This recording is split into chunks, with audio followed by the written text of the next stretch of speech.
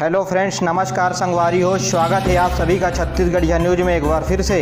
चलिए जानते हैं छत्तीसगढ़ की तमाम बड़ी खबरों में आज आपके लिए क्या कुछ खास है। बाबा रामदेव की पतंजलि योगपीठ की ओर से संचालित हरिद्वार में स्थित वैदिक कन्या गुरुकुल विवादों में आ गया है। छत्तीसगढ़ के गरियाबंद में पढ़ने के लिए वहां से 4 बच्चों को मुक्त कराया गया।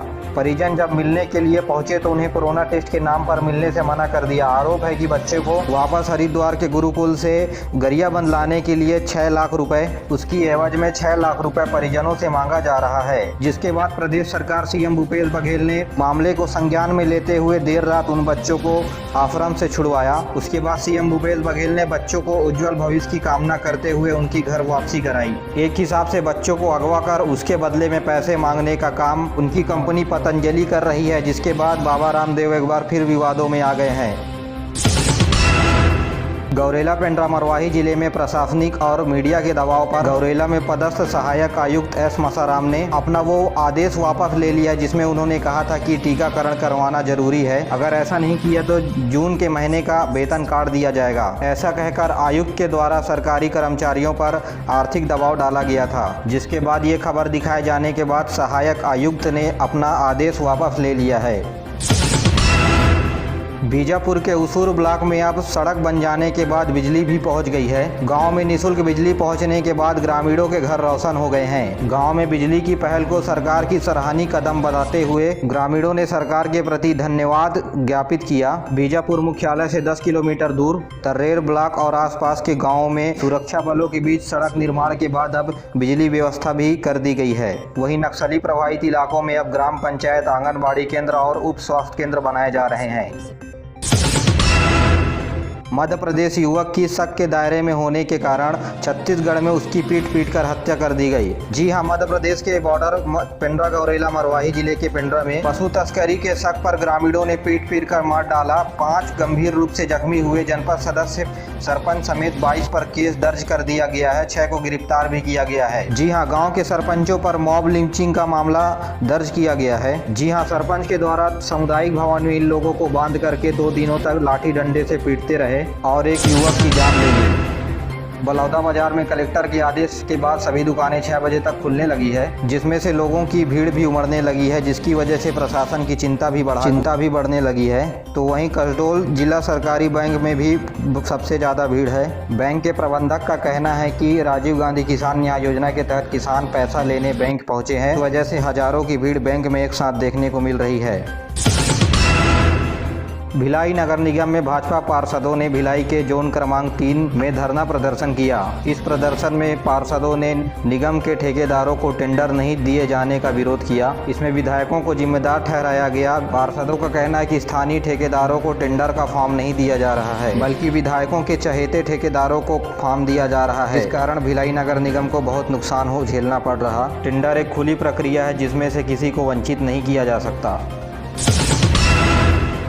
छत्तीसगढ़ के दुर्ग जिले में कार्यरत पुलिस कर्मियों के लिए उनके परिजनों को स्वास्थ्य की चिंता करते हुए हेल्पलाइन नंबर की शुरुआत की गई है। इस कोरोना हेल्पलाइन नंबर के माध्यम से कुल 614 पुलिस परिजनों को वैक्सीनेशन कराया गया। इसमें से रिटायर्ड पुलिस के अधिकारी और कर्मचारी, परिजन और शहीद के परिवार भी शामिल हैं।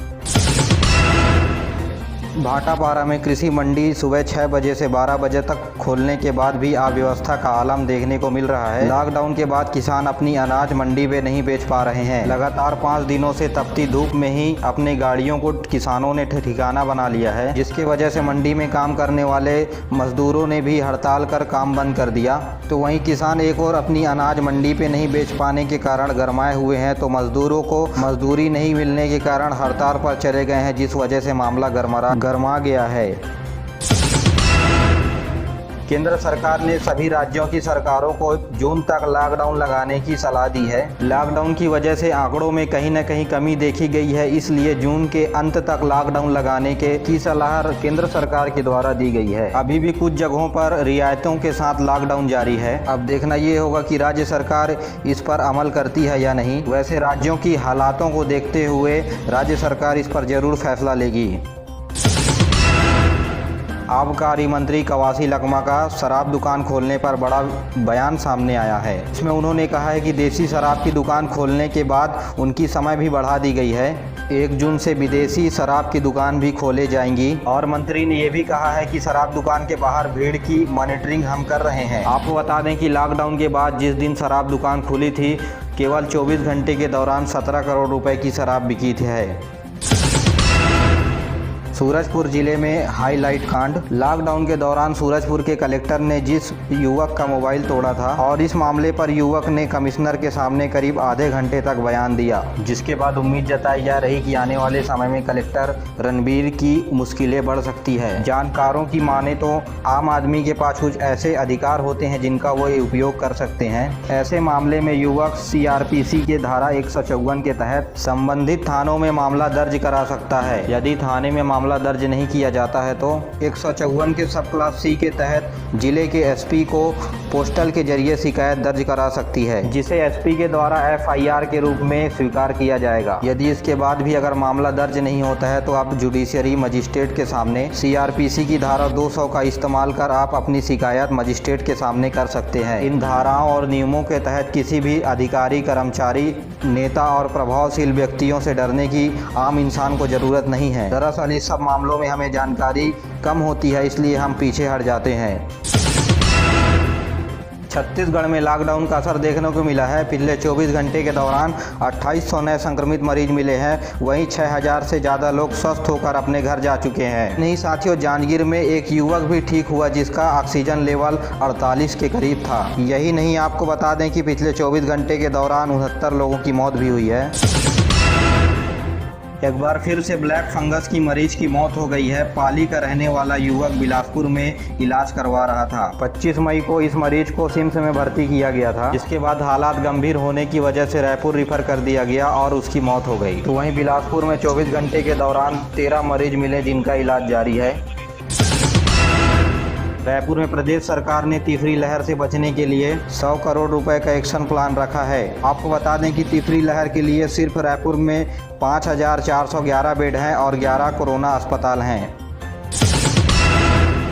वही अटल बिहारी वाजपेयी यूनिवर्सिटी में अभी तक प्रचार की बैठक तक नहीं ली गई है। यूनिवर्सिटी में 3 दिन बाद परीक्षा शुरू होने जा रहा है। ना ही पेपर है और ना ही केंद्राध्यक्षों को निर्देश मिले हैं पेपर लेने के लिए। DRDO ने 2G दवा की कीमत 990 रुपये रखी है। केंद्र और राज्यों को छूट के साथ मिलेगी यह दवा। जी हाँ, यह दवा की खासियत यह पाउडर फॉर्म में होती है और इसको घोलकर पीने से फेफड़ों में ऑक्सीजन का लेवल बढ़ जाता है, जिससे इलाज के दौरान काफ़ी समय मरीज को मिल जाता है। बस्तर के पंकाजुर के मुख्य मार्ग पर नक्सलियों ने भारी मात्रा में पर्चे फेंके हैं, जिसमें सरेंडर किए गए नक्सलियों को जनता धमकी देने के लिए भी बात कही गई है। उन्होंने आत्मसमर्पण करने वाले अर्जुन, लक्ष्मी, गम्मी और भानु को गद्दार बताया है। इसके अलावा नक्सलियों ने यह भी कहा है कि कोई भी नक्सली हमारे यहाँ कोरोना से पीड़ित नहीं है। मेरे प्यारे साथियों, वीडियो पसंद आया तो वीडियो को लाइक करें, चैनल को सब्सक्राइब करना ना भूलें और अपने दोस्तों के साथ जरूर शेयर कीजिए। दीजिए मुझे इजाज़त, मिलते हैं अगले वीडियो में। तब तक के लिए जय हिंद, जय छत्तीसगढ़। कहीं भी जाने से पहले मास्क जरूर लगाएं और सोशल डिस्टेंसिंग का ध्यान दें।